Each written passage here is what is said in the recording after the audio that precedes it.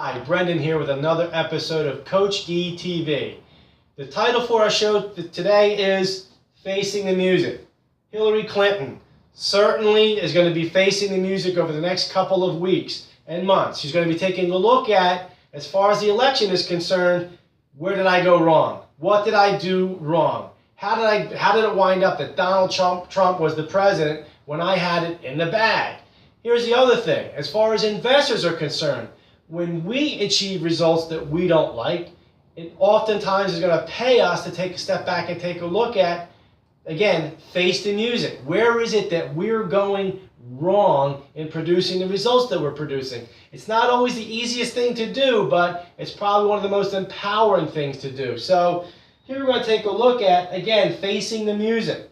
What we're looking at here is the results of the Dalbar Corporation's Quantitative Analysis of Investor Behavior Report. What that does is takes a look at the results or the returns that the investors are getting. And it's a little sad, but again, we got to take a look, we got to face the music. Between 1996 through 2015, the average stock mutual fund investors' annualized returns was 3.66%. That's really sad when you take a look at the benchmark in comparison to the S&P 500, the 500 largest companies in the U.S. That benchmark produced an annualized rate of return of 10.35%. So investors aren't even doing half of what the market is generating. It even gets worse when you take a look at the rising cost of living. The average cost of living annualized went up 2.60% from 1996 to 2015. It gets even worse for bond investors. The average bond fund investors' annualized return, less than 1%. They only did 59 basis points. The index, the Barclays Aggregate Bond Index, did 6.73%. So if we take a look at inflation at 2.60%, bond investors didn't even keep pace with the rising cost of living. So here's the problem. The markets are producing more than enough of a return for us to outpace the rising cost of living. We're not doing it. So why? And this is what the Dalbar Corporation found out.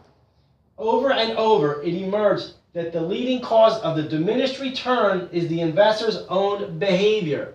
There is no evidence was found that predictably poor investment recommendations were a material factor. So here's the thing. A lot of times investors want to blame the market, they want to blame their broker. It's not what's going on here. It's the investor and their own behavior that's behind the poor results we're achieving. Here's one of the mitigating factors. Retention rates at 4.54%. What does that mean? This means that investors who have portfolios that are designed to be held for 25, 30 years, they're making changes to them every 4.5 years. And what are they most likely doing? They're selling low because the market went down or investments didn't perform right. They're selling low, buying high. Again, those poor performing investments are being replaced with investments that they think performed better. So again, they're selling low, buying high. So as an investment professional, as a coach, what do we need to do to help investors? What do investors need to do to help themselves?